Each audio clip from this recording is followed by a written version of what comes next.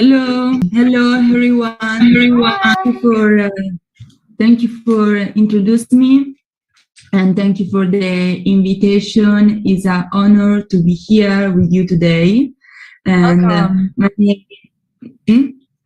my name, yes, is Carlotta Zanoli, and I'm an environmental psychologist. So I deal with creating spaces and places that are functional to psychophysiological well-being, capable of generating positive emotion and broaden the horizon of thought. And between 2020 and 2018 and 2020, I worked with Lombardini 22 and DGW, especially in the design and corporate design, but also about place of care and education. And since summer 2021, I'm collaborating with the Space Studio, that is a architect Mexican studio, and that has a deep interest with neuroscience. And actually, I'm specializing in psychology of well-being at the University of Milan. And today I'm here with you to share my experience, to introduce you to environmental psychologist. And I hope you will enjoy my talk. And I apologize in advance, my English is not always perfect. And if you're right, I think we can start. So I will share my screen.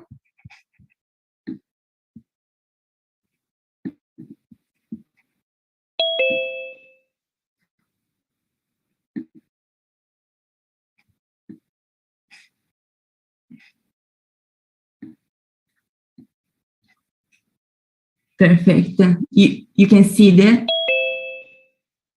Yes. I can see it fine. Thank you. Sure. Thank you. And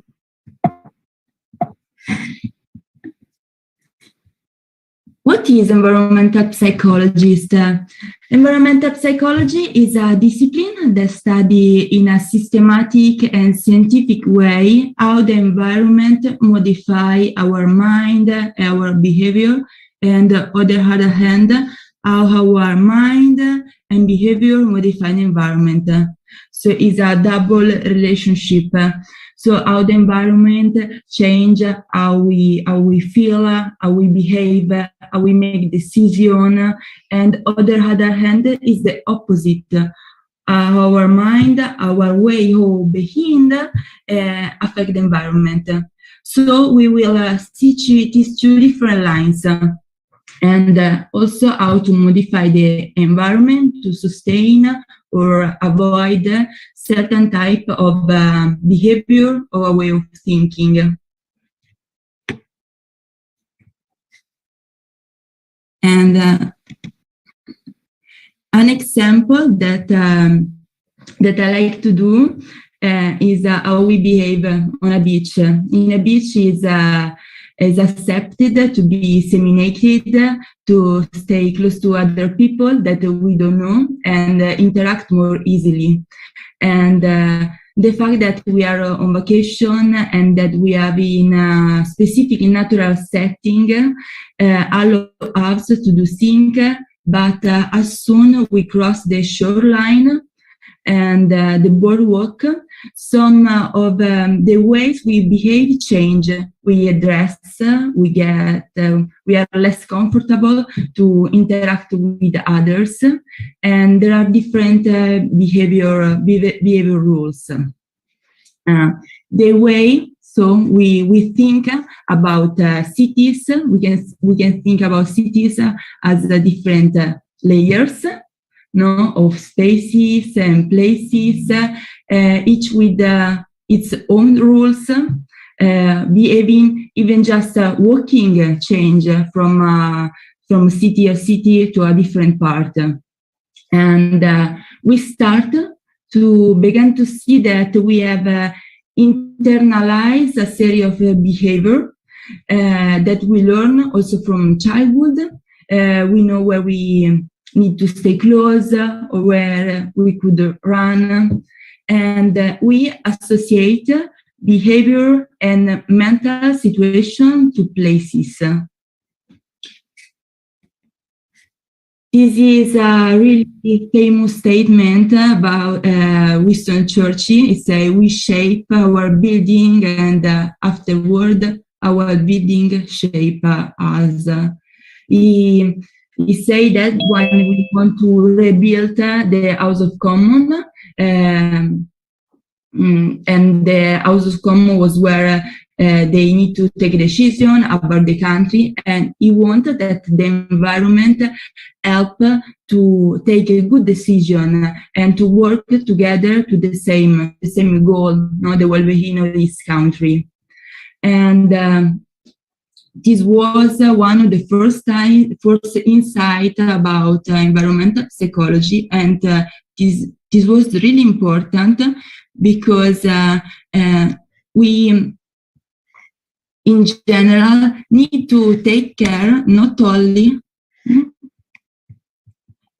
We need to take care not only by the functional criteria when we design, but we need to take care about the social and cultural context, and also the psychological process and physiological of people that will live at the place that we design. And for do that, it's important to know that we not just react to the environment of what we have around and we are in. We make meaning of the environment.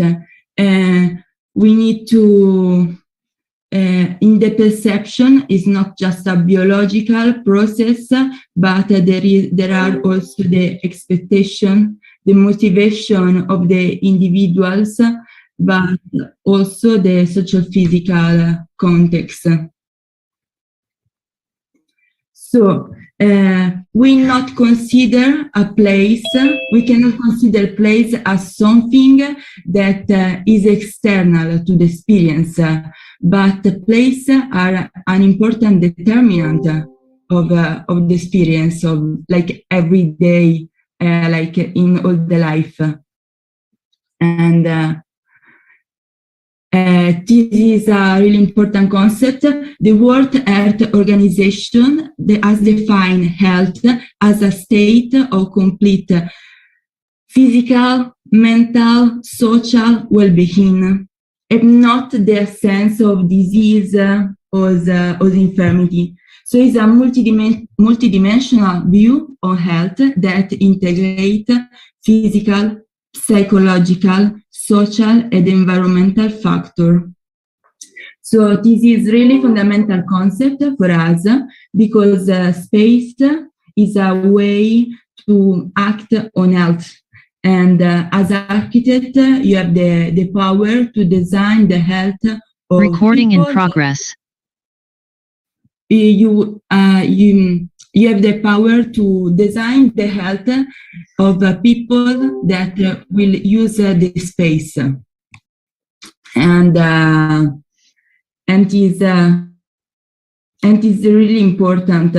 Be aware that you can improve the health of people or get it worse, and throughout the design you can actually work in the preventive and curative measure to support the daily well-being.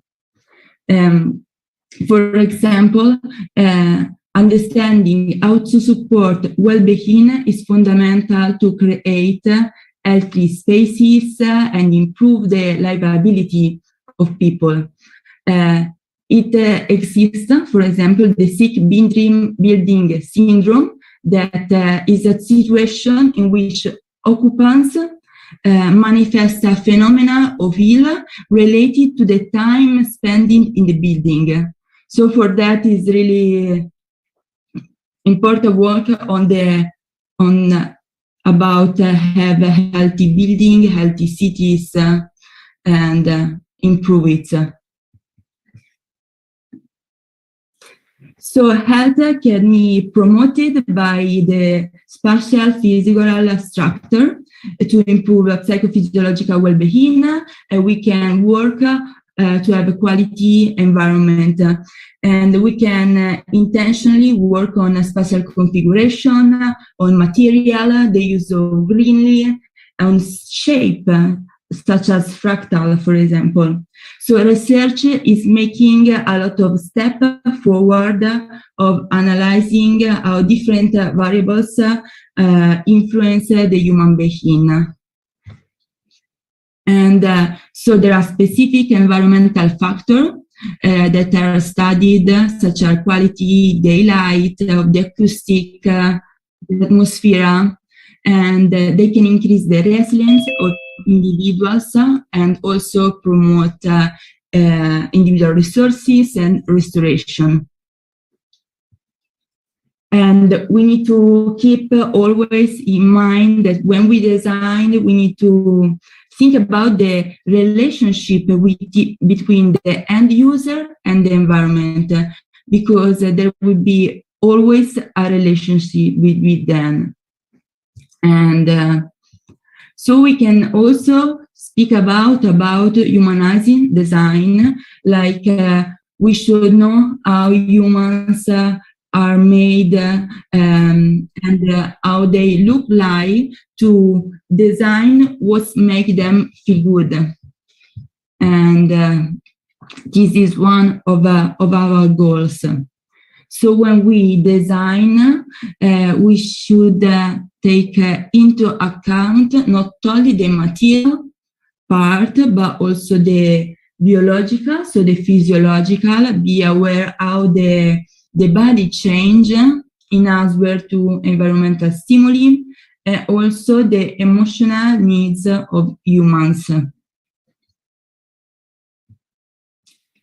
I write here this question for you. So, why spending a day in the mountain on the seaside make us feel good and regenerated?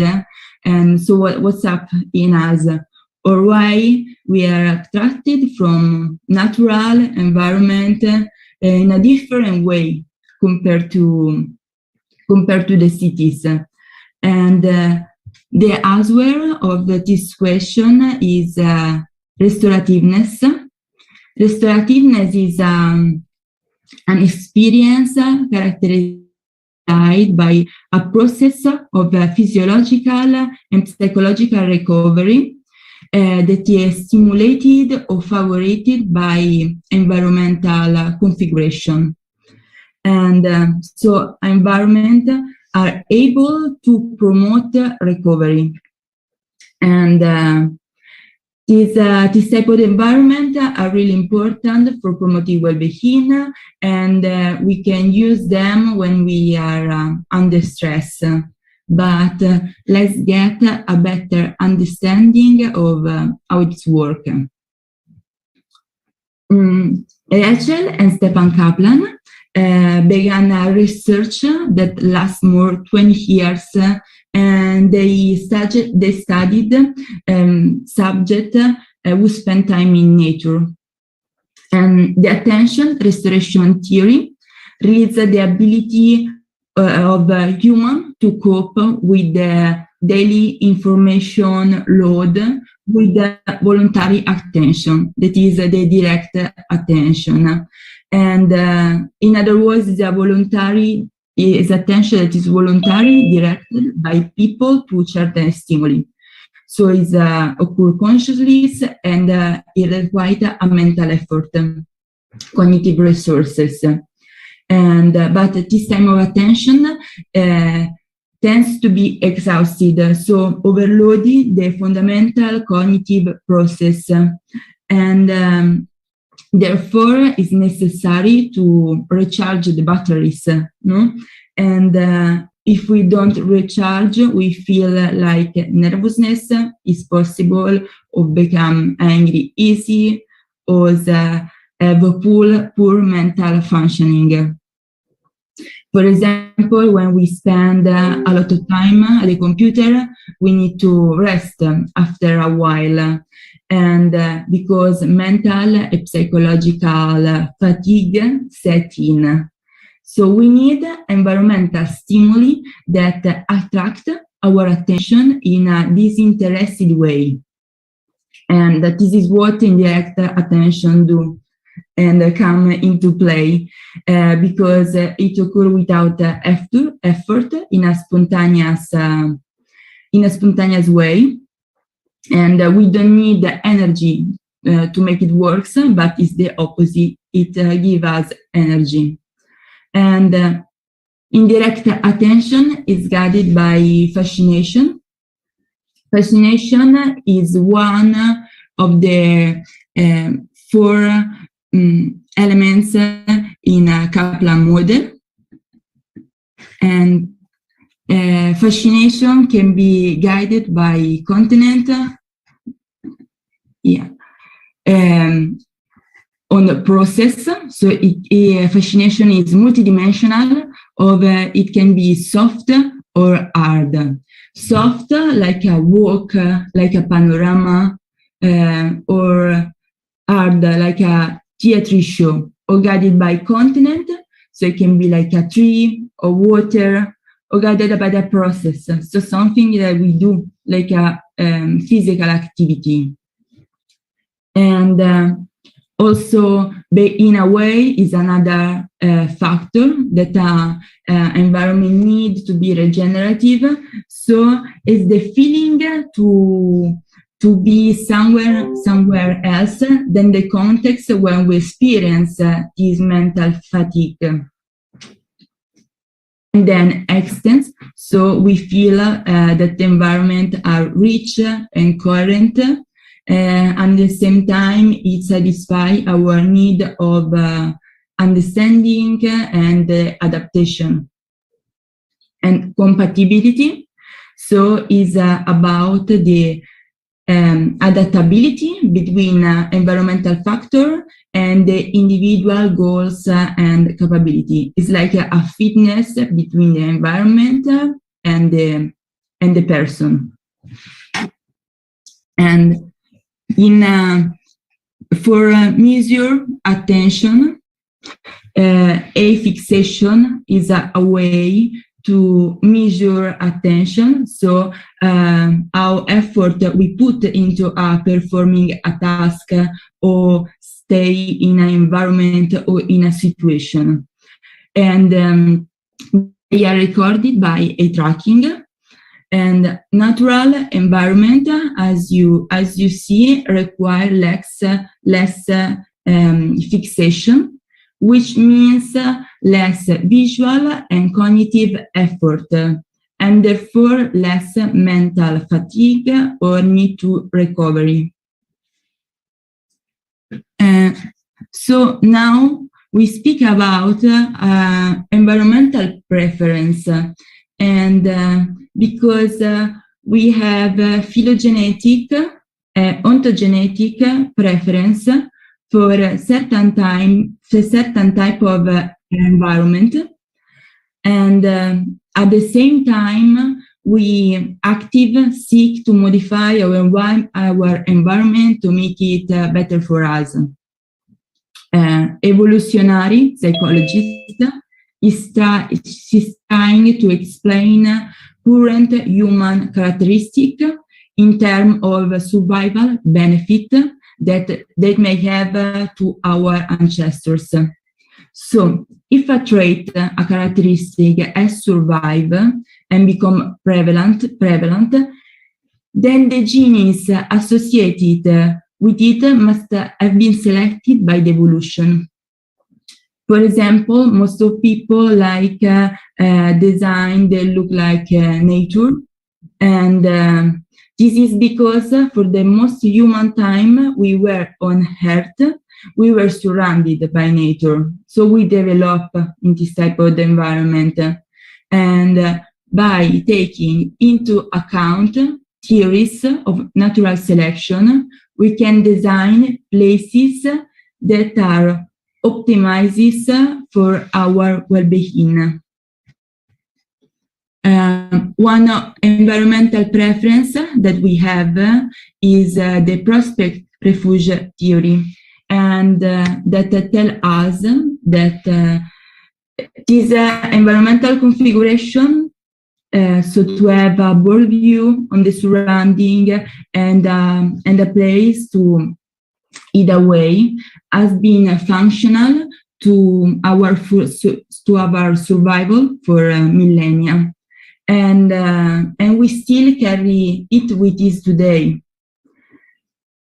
For example, when we are in the restaurant, we prefer sit on the side of the room and not in the center, because we have our back covered and we have the situation under control. We can see everyone's movement around. And yes, the same is for house, the last floor, that are more privileged and were more expensive, because they have view on the surrounding and allows control and give a sense of power. There was the same for castle during the history, but we can find in also when we design a city, like if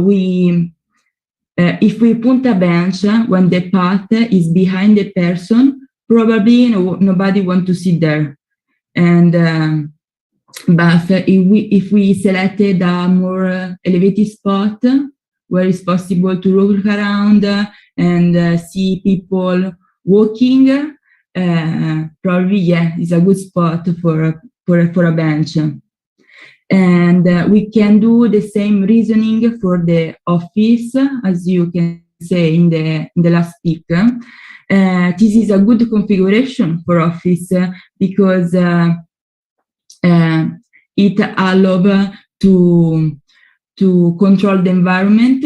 In this way, you don't need to put energy for this. You can use your energy for the task, and not need to monitor the environment.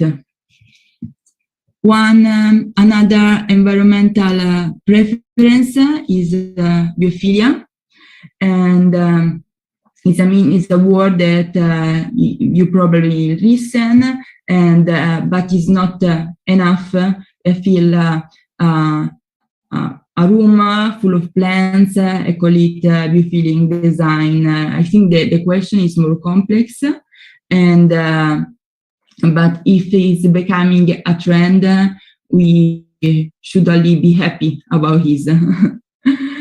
And yeah, we should not forget that before living in cities, we were living in village or small town, and we were surrounded by farm, animal, and crops.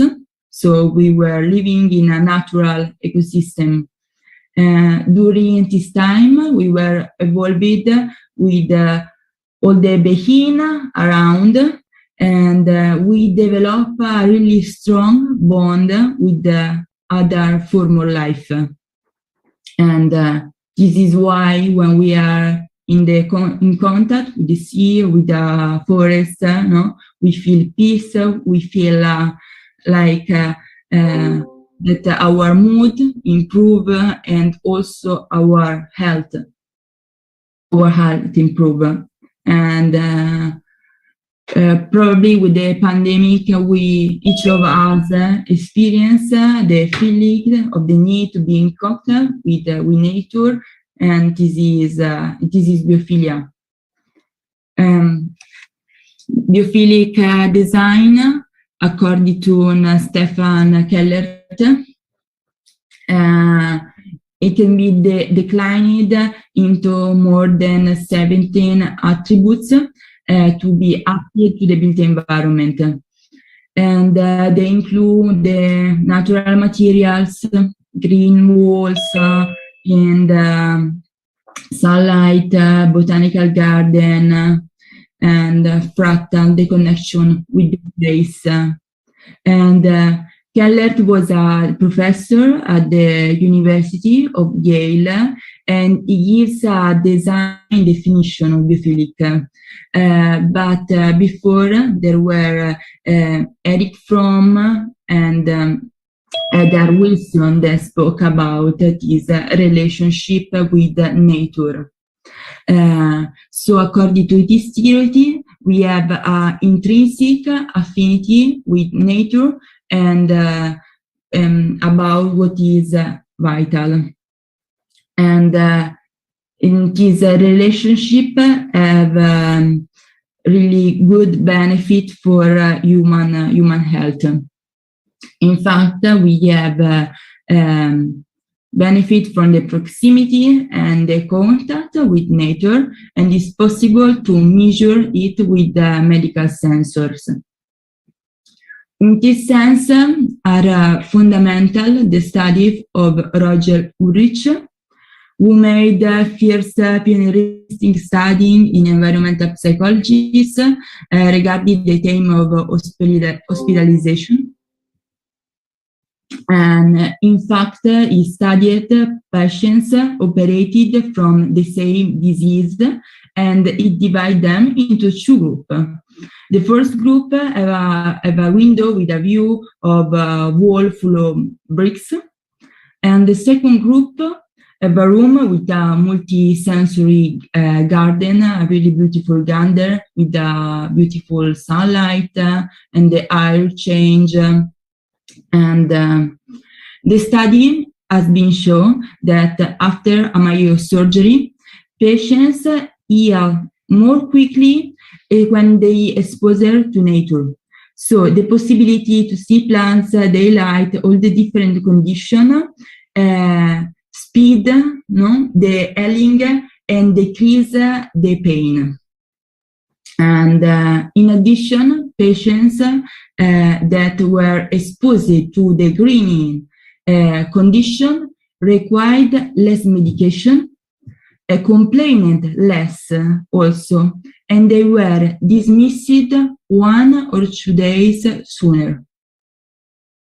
So this is why environmental psychology was born, because it is an interdisciplinary field of study that is based on the scientific research and show how we transform our environment and in return how our environment transforms us. So it's really important to study its mechanism in order to promote our well-being and the well-being of our environment. So biophilic design aims to incorporate natural stimuli to enhance psychological, physiological well-being, and has been shown to reduce the stress, the mental fatigue, but also a lot of positive effects, like in creativity, in mood, in self-esteem, but also in performance. And through the biophilic design, we have the opportunity to build our environment with a salutogenous view. And it is really important for the livability of the space, and at the same time make the environment really interesting, motivating. And we can think about a new type also of sustainability, that is the cognitive sustainability. So the sustainability of our mind, our way of process and thinking. And also the well-being standard include biophilic design. To make biophilic design understandable, Therapy and Bird Green organize it in 3 different categories. The first one is nature in the space. That is about the direct presence of nature in a physical or ephemeral representation. So typical example include potted plant, butterfly garden, water features fountain, aquarium, backyard, garden, and green roof. And experience with nature in the space are realized through variety and the movement and multi-sensory interaction. For example, nature in the space has evolved from visual preference, so because they lead stress reduction and improve concentration and positive emotion. This means that the goal is to provide an environment that helps the individual to shift the attention, so to relax a muscles and moderate the mental fatigue. For example, contemplating nature for 10 minutes before a mental stress has been shown to stimulate heart rate variability and the parasympathetic system. That is the part of system that it activates when we have in rest and equilibrium, or recovery after a stress in the office is faster in 1.6 more when there is a window with the nature outside. And also water, for example, is also a really good characteristic because it in general, landscape with water are preferred than landscape without, but also activity made in an environment with water have an improvement in self-esteem and mood compared to activity in a natural environment without water. And so, and then the second category is about natural analogous, and it means about organic, no-living, indirect reference to nature. So we have object, color, shapes, a form that we found in nature, and we use it in the form of artwork, furniture, decoration, textile, and we can use patterns. At the end, the third is nature of the space. That is about spatial configuration that we find in nature. So this includes our innate desire to see beyond the immediate surrounding, and the fascination for the unknown or for the danger. And so now we will see how to project this element in the design office, and with some example. In general, everyone has remembered the sound of waves, and nature sound speed up recovery up to 37% more after a stressful task, and compared to listen nothing, and integrate vision plus auditory produce a better effect. So working also on the multi-sensory is really nice. And then about fragrance, the sense of smell, because the olfactory system are directly connected in the brain. It means that it can trigger powerful memories. We can work on memories by working on the olfactory. And olfactory exposure to herbs or phytocities that are essential oil from certain type of tree, have a positive effect on healing and the immune system. And there are specific studies about this topic on the literature. As we saw, we can use green tea, not only because they have a good effect on creative performance and attention, but also for working on their privacy, sound isolation, and improve also air quality. And there are studies that show that air quality level are connected to the ability to take decision.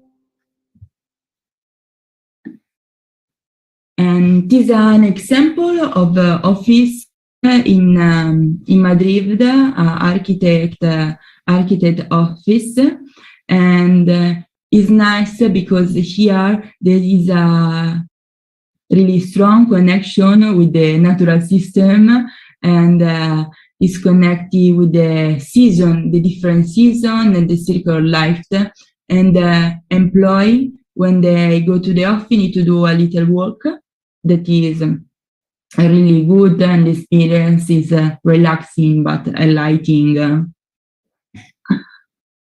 And then it's important also to stimulate the sense of touch, because the sense of touch is connected to hormones like oxytocin, serotonin, that are part of the, they stimulate the sense of joy.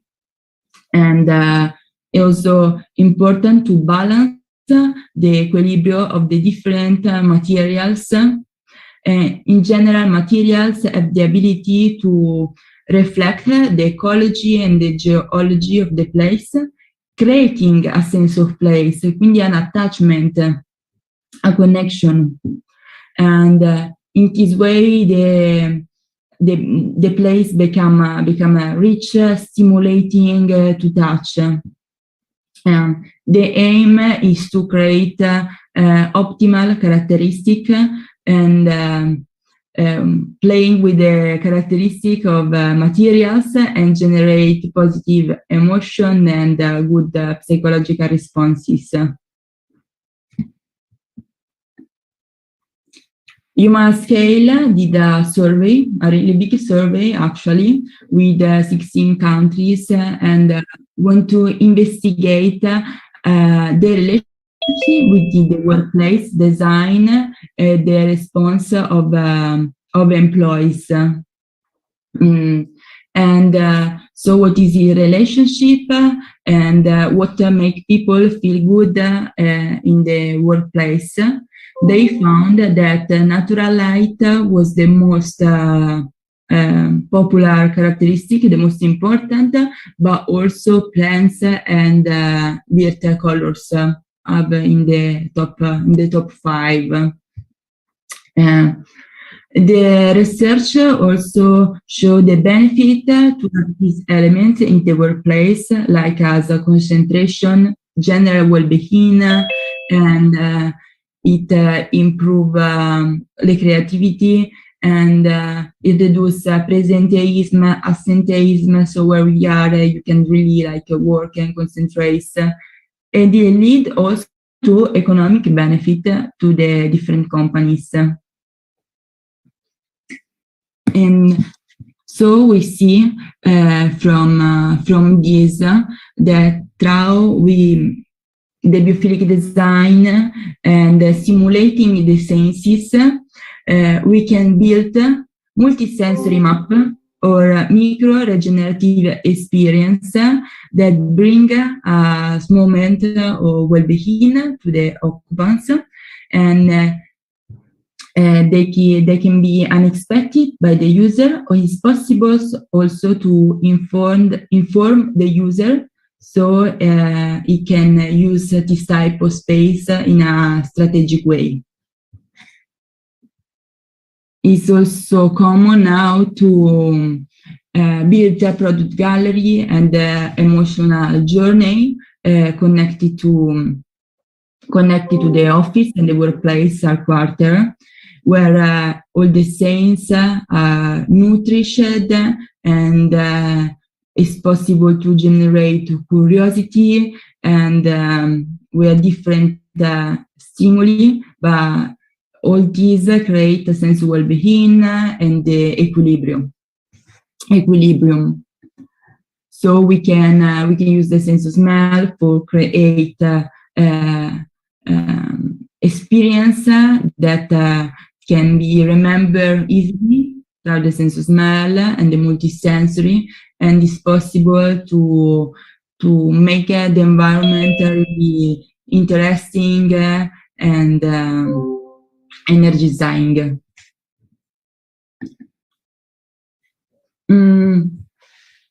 And another concept is starting from the scientific research about case studies, about play and the workplace. I created a workshop called Playful Office with the designer Davide Del Favero, and we did a lot of scientific research about it, and we were thinking about what there is in the workplace that not permit to live to creative solution, so or innovative solution. What is the problem about it that obstacles this type of thinking? As the answer is that sometimes the answer is fear. Sometimes we are fear to be the judge, fear to make mistake, fear to not be enough in general, no? But we know that creativity is really essential to resolve problem solving, and playfulness induce to a state of openness, which help to see the thing in a different way and also to change the perspective. And this is important that the physical space support the mindset you want to have. And a little no productive activity make other aspect much more productive, and playtime is really important when the outcome you desire is innovation, and understanding the connection between innovation and creative process is crucial to design workplace that stimulate support and foster innovation. So now we see some case study about this, and Lego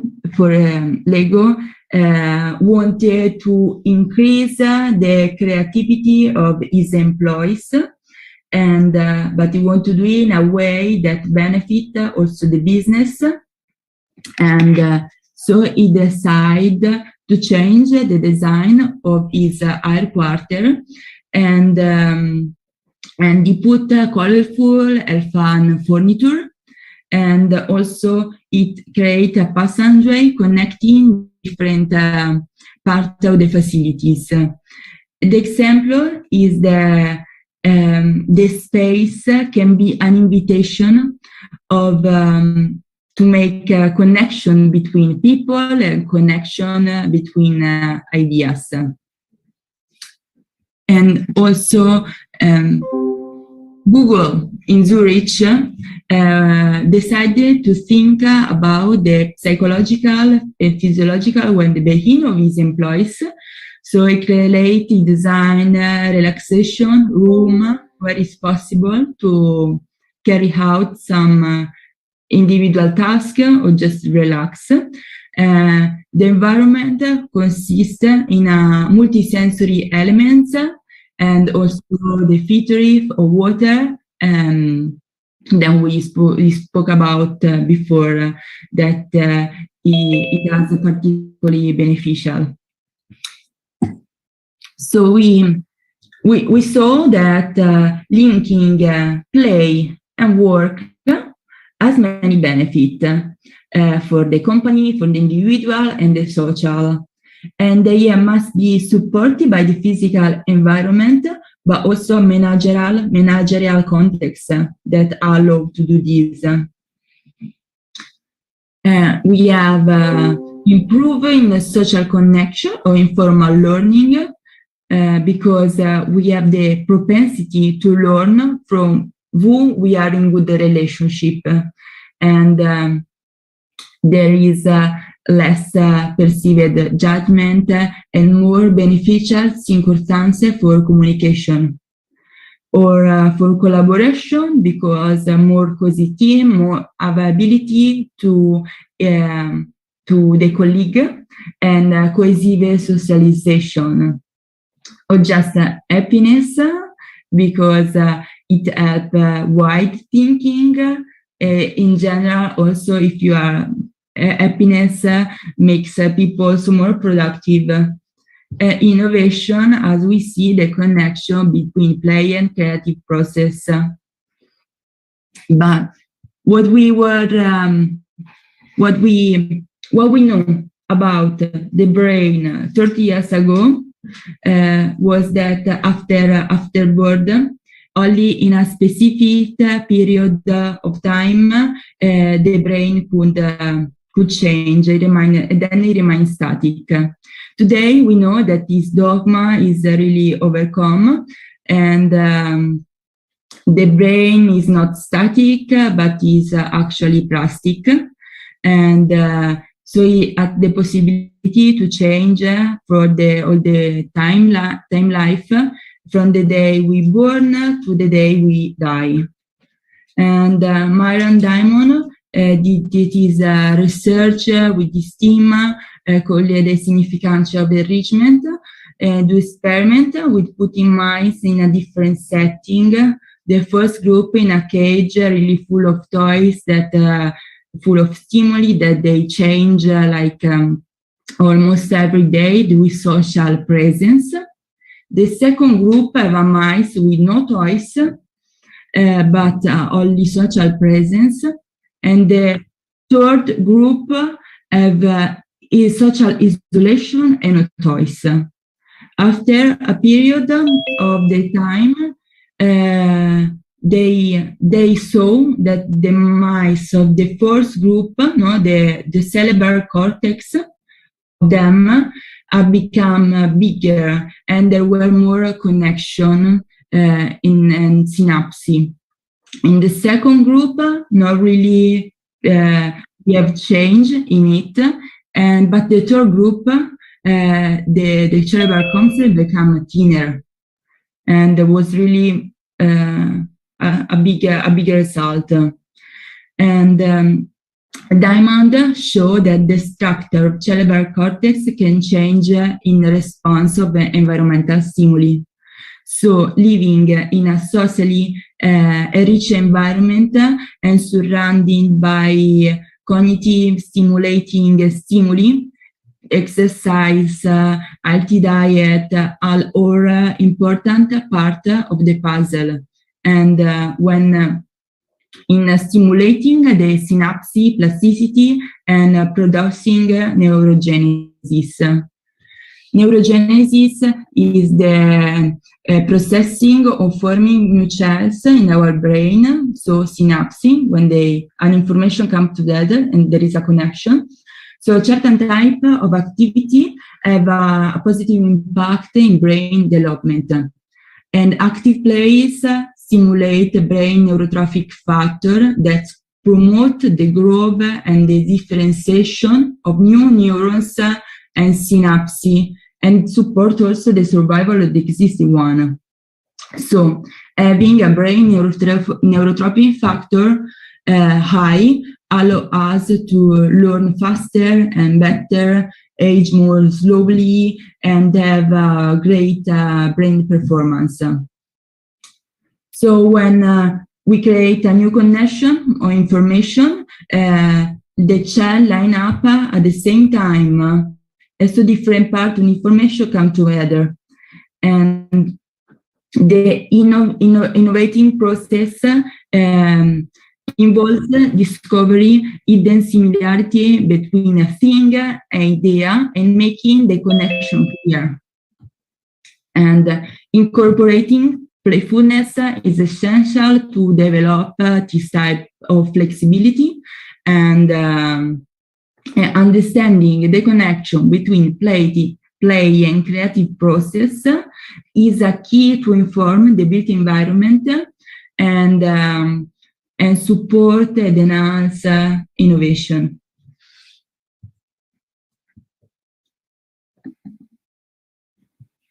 When we speak about a little bit about cities, because we are becoming more urban, more indoor, and more mediated.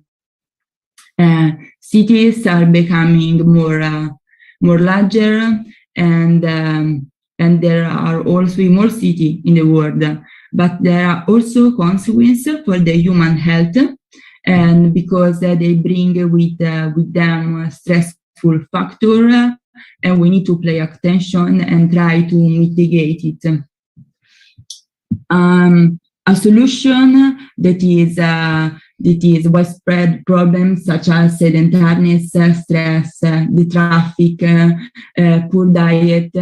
It's possible to take nature as a buffer, so to modulate the negative impact of this trend. So the main effect of the presence of nature in the cities and the population may be like decrease in the pollution and all the disease connecting to the pollution, and the contact with them allow to take care of the restorative component and more physical activity. So think about the medicalization on the concept of nature like a place dedicated to health and not just for its beautiful characteristic. In general, we prefer natural environment for the intrinsic characteristic they can activate and aesthetic pleasure, but also for more complex form of attachment. So we can in fact see that we can create resilient cities, the connection with the nature, green spaces with all these benefits, but also create connection to community through the spaces. We need to engage for social interaction, and we can increase the collaboration, the social cohesion, and increase the engagement, but also create a connection to the place through the material, for example, and we can promote and get better sense of agency. Working on the community, we can have more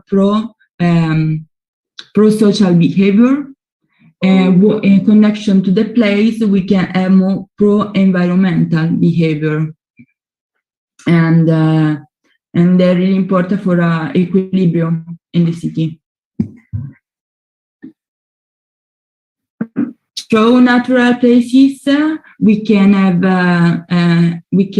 design environmental strategies for self-regulation and self-empowerment. So self-regulation is about to increase our well-being in a conscious way. For example, everyone of us know that if we are in a bad mood, working on a park may change it, but we can do it for support, to improve our concentration. And self-empowerment is about that contact with nature and awareness experience, such as crafting or climbing, orienteering, experience that may put one in challenge with ourselves, and this may develop a feeling of transcendence and flow of consciousness, that are states that are characterized by the perceiving ability to be in compatibility in the fitness with the environment. So we have all this information, and we must use all the information for design, because we have a lot of knowledge about human being, and it's also essential to have new tool, new approach to create resilient cities. In conclusion, I want to say you that health, as Om say, is a state of complete physical, social, mental well-being, not the absence of disease and infirmity. And we can actively work on the physical environment to improve preventive and curative measures. So it's possible to be healthy through the environment. And we also can create a positive experience in the environment and act on the social, physical context, and well-being is a way to functioning in a good way. We create places that make us happy and healthier. At the same time, so we can make a living place, the stress house, and also stress make us sick. So we can use environment as a factor that can be barriers or facilitator of well-being. Thank you very much. Salamat. Salamat. Thanks, Carlotta. Sorry.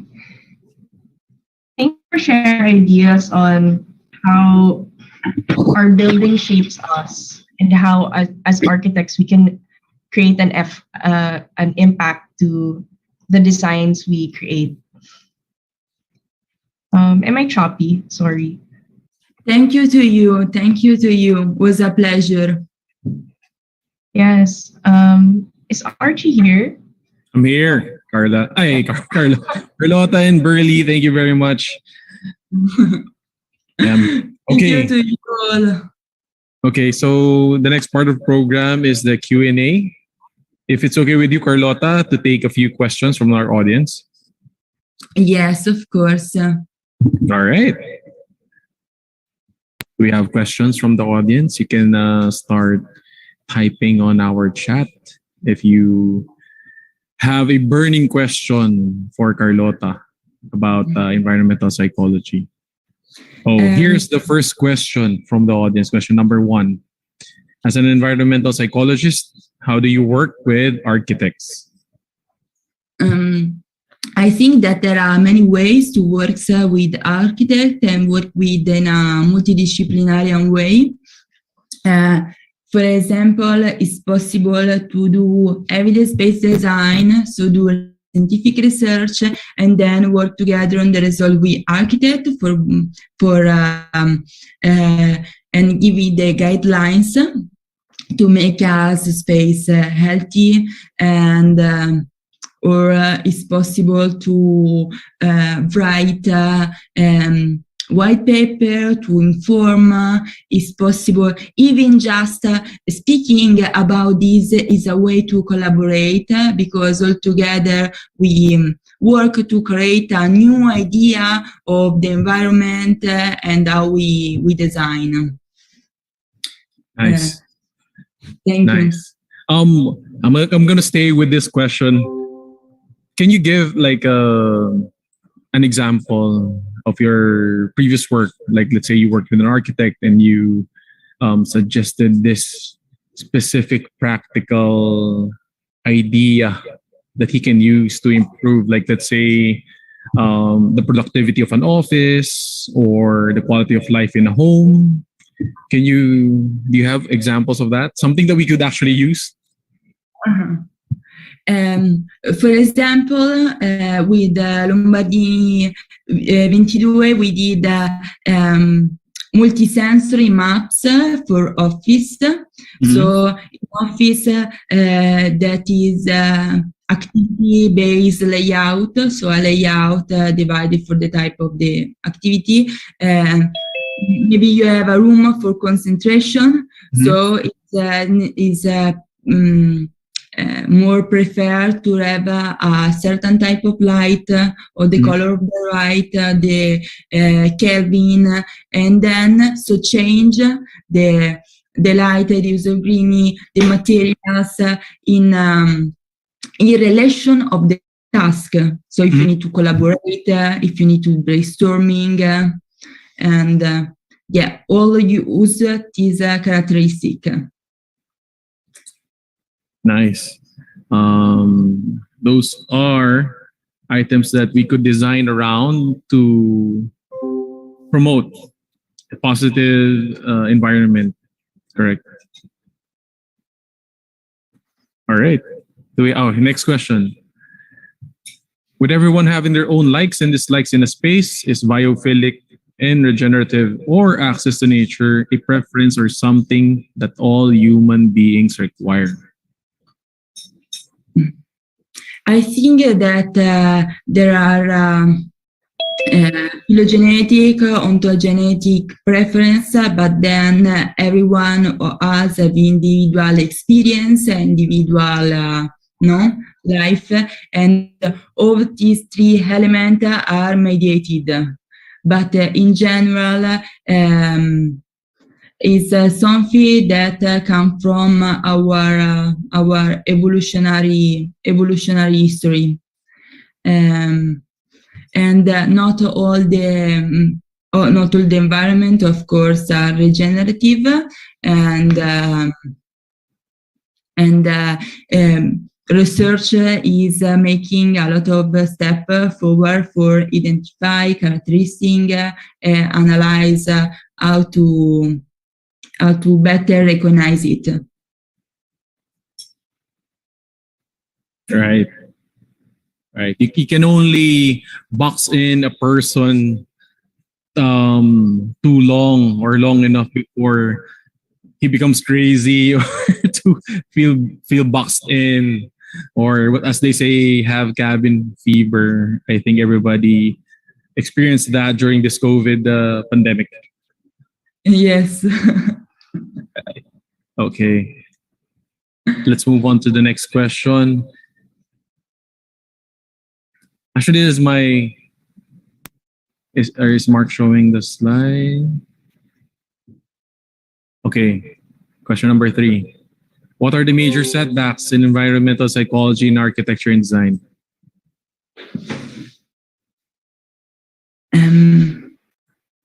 Cost? I think that these two disciplines can I think that the meeting point of these two disciplines need to be the reality, because environmental psychology is a scientific, so he was born also in the academic world, and we know that all the disciplines that are maybe too academic need to meet reality and the real case. But I think that we are going in this direction because the discipline want to have an impact in the world, want to help our world generation. And at the same time, there is an answer from the world architect that are looking for new type of solution, is opening also new path. Exactly. I think me personally, as an architect, we already have an idea of environmental psychology at a certain level. But I think having someone like you, who really is an expert in environmental psychology, can only better our practice. And by having these kinds of dialogues, having you as a guest, it helps us further our understanding of environmental psychology into something deeper, like further than just introducing plants in the space, introducing natural light in the space. Those are some of the common strategies that we already apply. But having this conversation with you, and probably involving an environmental psychologist in our projects in the near future or in the future, we would be able to produce and deliver better quality of life for our clients. All right. Yes. Oh, sorry. Do you have a reaction to that? Thumbs up. All right. Question number 4. We've seen positive applications of environmental psychology in your presentation. Are there instances or examples where negative effects of environmental psychology is purposely applied? What comes to mind probably are prisons or something like that.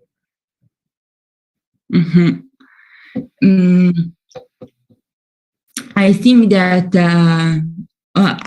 as everything is possible to have a negative effect when maybe the situation is not well integrated, no? When we need to follow, yes, the scientific research, but then analyze how the reality is, how the situation and the context, because an intervention needs a deep analysis with the context. And this is a fundamental shift to do. And every application must be negative if you don't do this. Right. If you don't do it correctly, then... Yeah. But is there an instance where you purposely did the opposite of what was suggested to introduce positive psychology? Like, let's say, is there an instance wherein you can purposely cut off natural light into a room to somehow probably suppress something or a characteristic of the human inside that space? There were found studies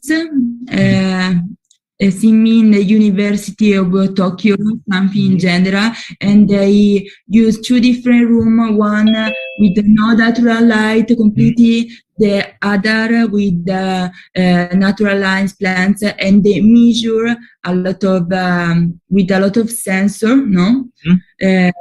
So in the peripheric, and they show that of course with natural light, bad performance, but I think the negative effect we say before about the sick building syndrome, no, that are the example of building that create a disease in people in relation to the time spent in the building.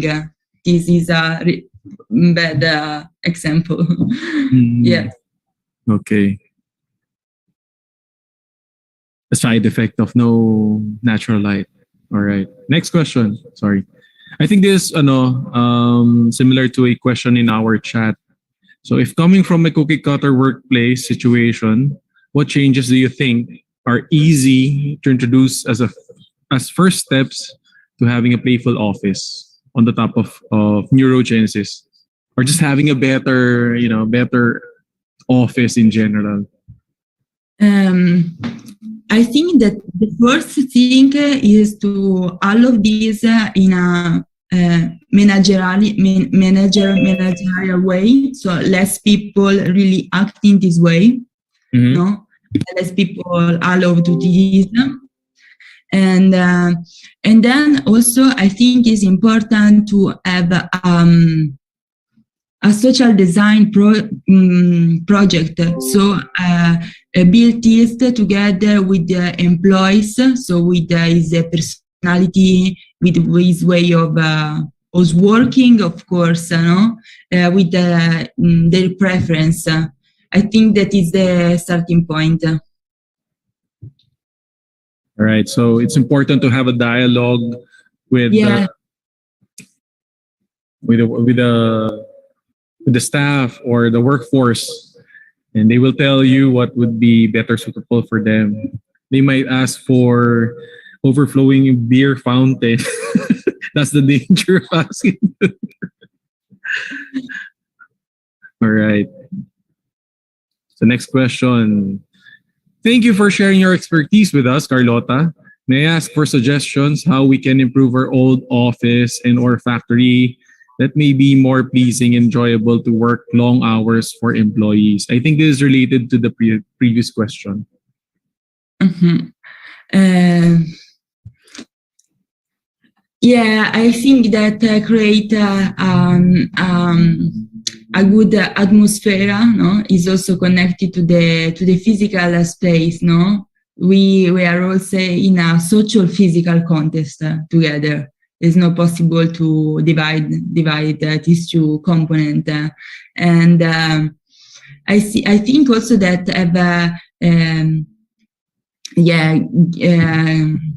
greeny daylight, but also furniture that we like. It's important to have be an environment that we like.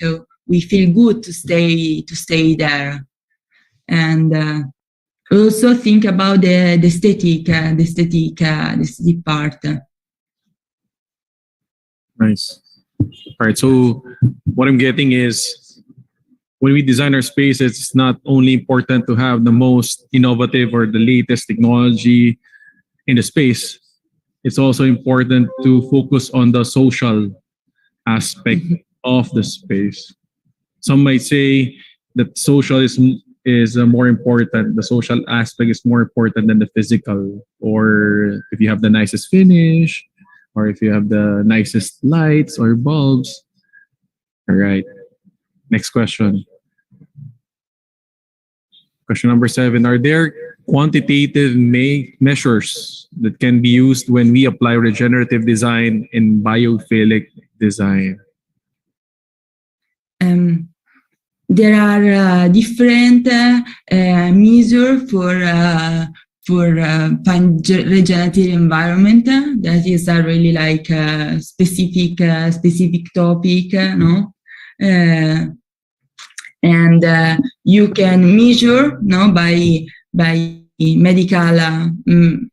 medical tool, like the F rate, or so the peripheric factor, head rate, or the variability, and or the our sympathetic or parasympathetic system, what's the environment make us work more, or the eye tracking is possible to use. A researcher, probably always better to this question, but because it's a really complex, measure, and but I think that they use quantitative measure at the same time qualitative, and together with questionnaires, they use scale, like the perceived restoration scale, that is it measures the impression that people have about the environment. So how much the environment it is regenerative for them. So it's like a packet of tools that all together they do like a screen of the environment. Mm-hmm. Nice.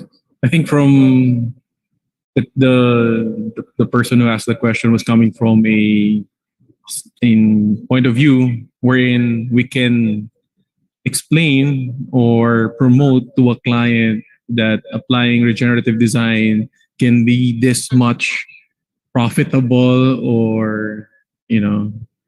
I think that is possible to explain the benefit, no? Mhm.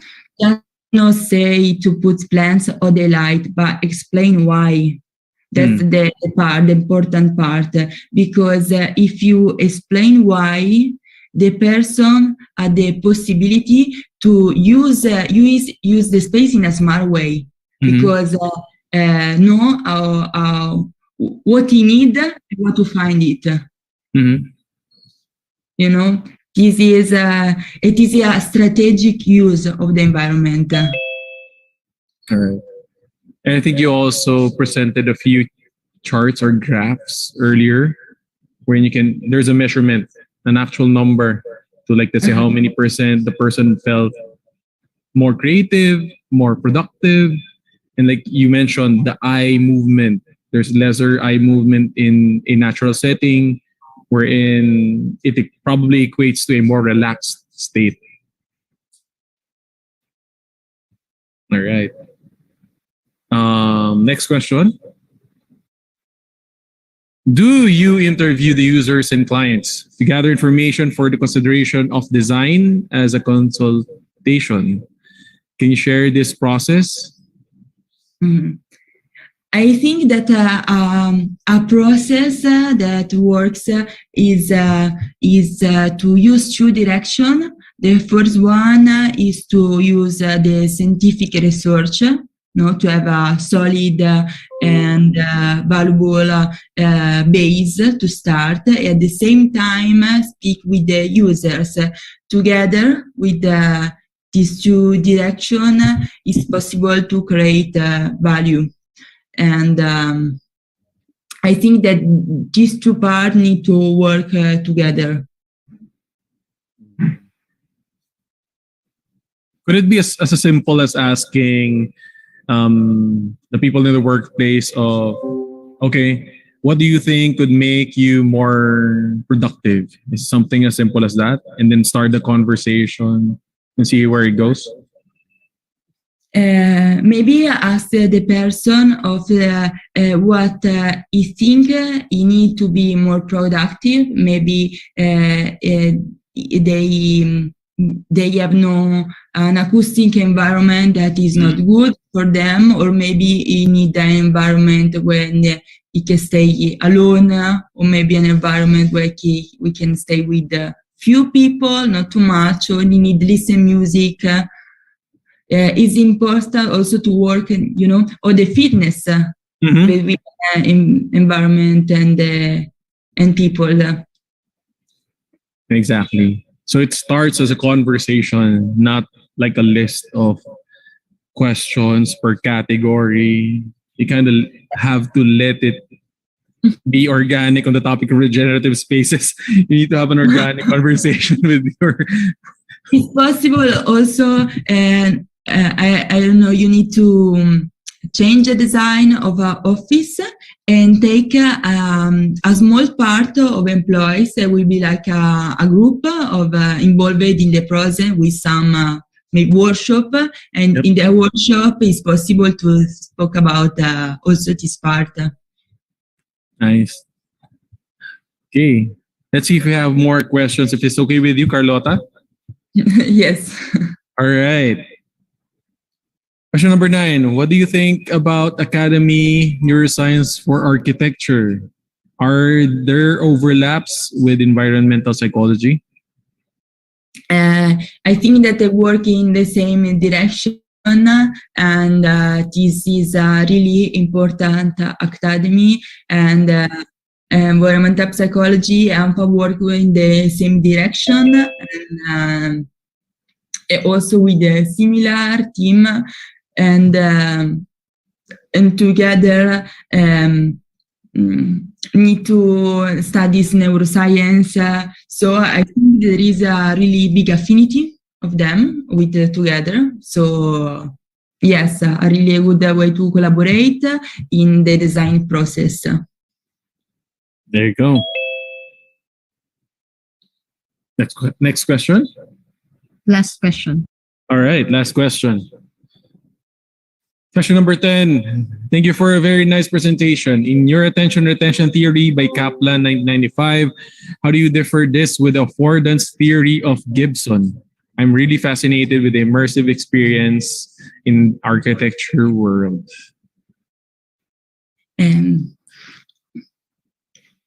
I think that the art of Kaplan is about the attention and the shifting of attention, and the affordance of Gibson are more about affordance as like an invitation, no? Affordance invite us to do something, and this is not only for the object, as also a door, for example, but it's also from the environment. And these two concepts can be together, like in the same environment. So an environment can invite you to do an action or be in a state of mind, and this state of mind maybe can be good for your well-being. So they can be work together. All right. Hope that answers the question. Thank you very much again, Carlotta, for sharing. Well, here it's afternoon with us, a very hot afternoon. We learned a lot. For everyone who has haven't heard of environmental psychology, there is a practice such as environmental psychology, and we have here Carlotta Zanoli, all the way from Italy, sharing with us her research and knowledge about it. Any final thoughts, Carlotta? I want just to thank you, all of you, for following us today, for the invitation. It was a pleasure, and I was really happy to be here with all of you, and I want to say thank you. All right. If anybody wants to reach out to Carlotta, can they do that?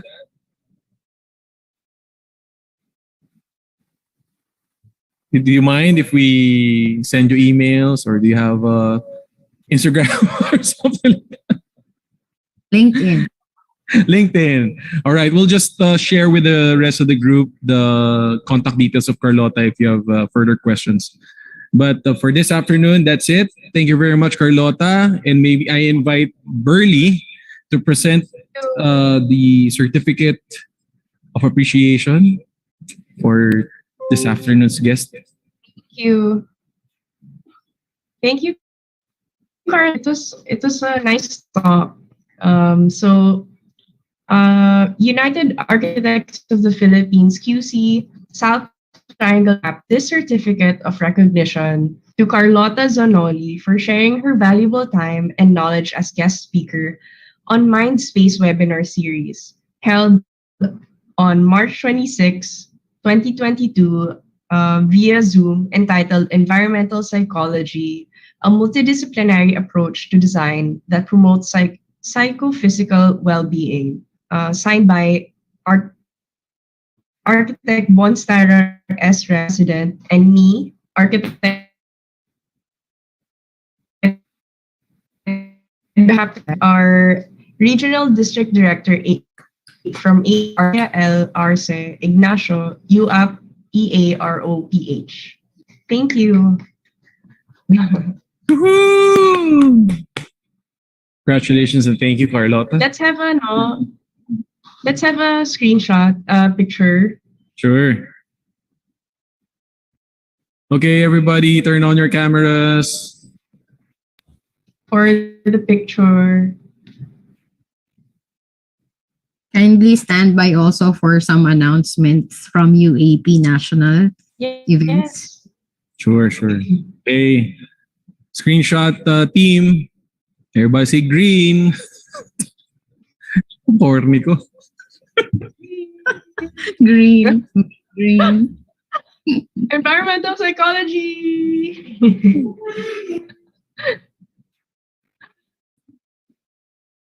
Screenshot team. Let us know. Second slide. All right. Okay. Last one. All right. Okay, thank you very much, everyone.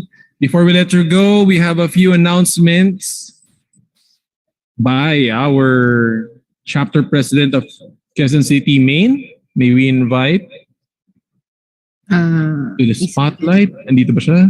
Si Architect Isabelito Novio. Yeah, wait, I'll just check.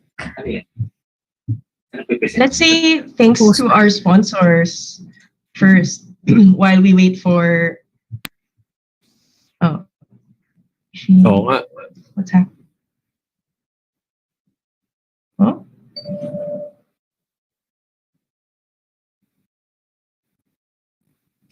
All right, thank you for our sponsors for this event of District A3. Of course, Poison, the #1 paint, Foamy, Starken, and Queensway. And if you have questions or requirements for your projects, please do consider these companies' products. All right. Is Architect Novio here? Yung maybe we could share first the Connex Archie Okay. announcement for the NatCon. So, architects, in our stream or Zoom, this April 20 is our Connex and the 47 National Convention. It will be held at the SMX. So 3 days. Please do register if you want to win a brand new Suzuki Espresso. And so I think you have to be present. You have to be present, press. Yes, for 3 days. For the 3 days, yeah. After so long, we have a face-to-face Connex and National Convention. So don't forget to register. The link is flashed on screen.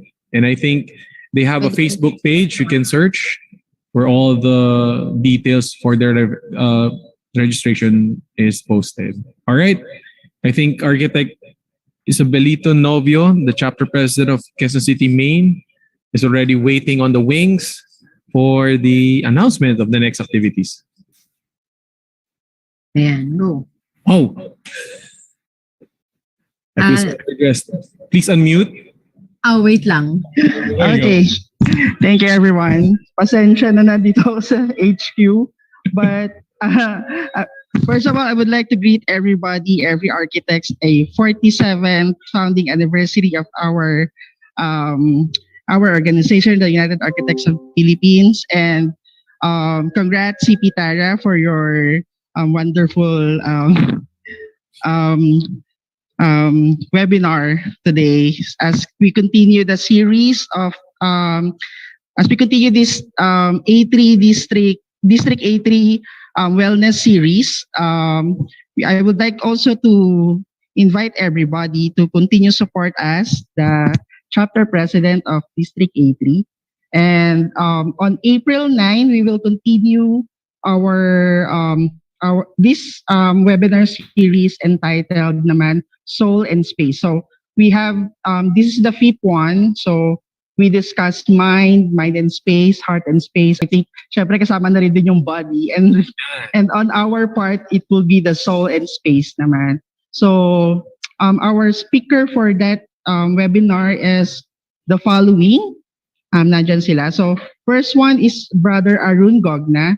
He is a motivational speaker, a Christian recording artist, and etc. Next one is Dr. Didoy Lobaton. Dr. Didoy Lobaton is a health and natural doctor.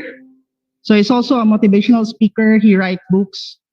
Same as Brother Philip Somera. So there are all motivational speaker that will discuss us regarding how pandemic affect the church, ourselves as a person comes with our spirituality.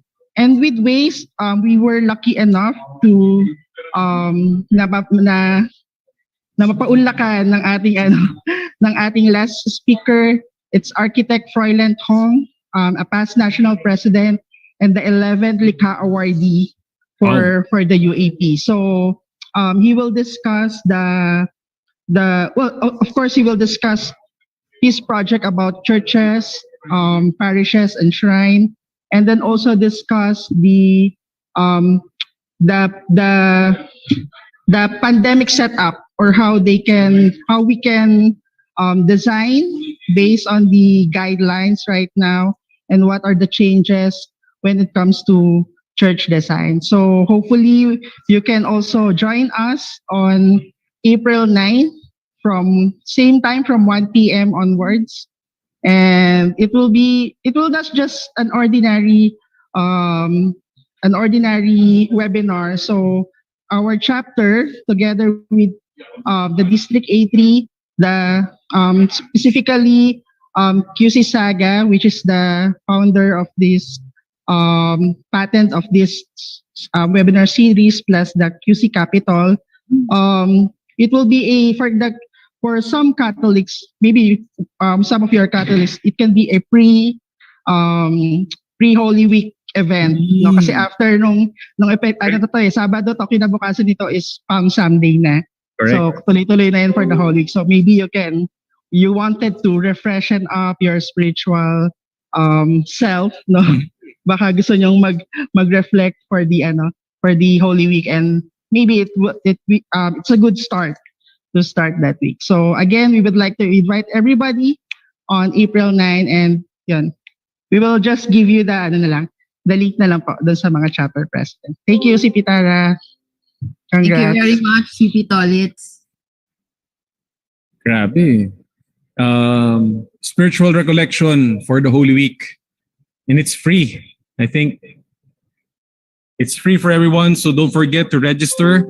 Everybody here, if you want to have a little bit of a refreshed spirit as the Holy Week ends. All right. There we go. All right. So we're flashing on the screen for the CPD self-directed processing requirements. Please visit the website indicated on the slide, or just take a picture of the QR code.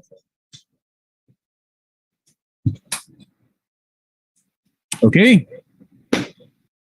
Again, we would like to thank District A3, UAP District A3, with participation of the chapters, starting with QC Main, QC Silangan, QC Capital, Tandang Sora, QC Central, of course, Quezon City South Triangle, Quezon City Commonwealth, Quezon City Pugadlawin, and Quezon City Saga.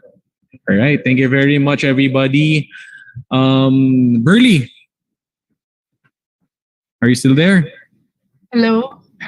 There you go. We would like to. My super shopping. It's okay. It's Hello. okay. Thanks, guys, for joining us. Sorry. No, it's okay. Go ahead.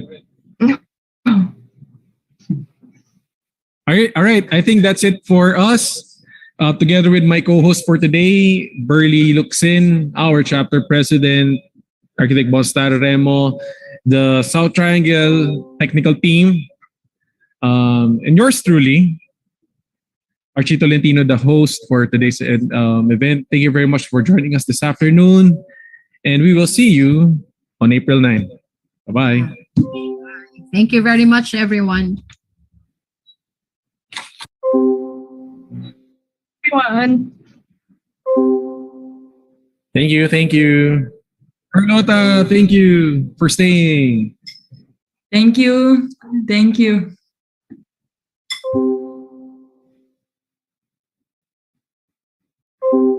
Right, congrats, team. Congrats, everybody. For Thank my you. internet.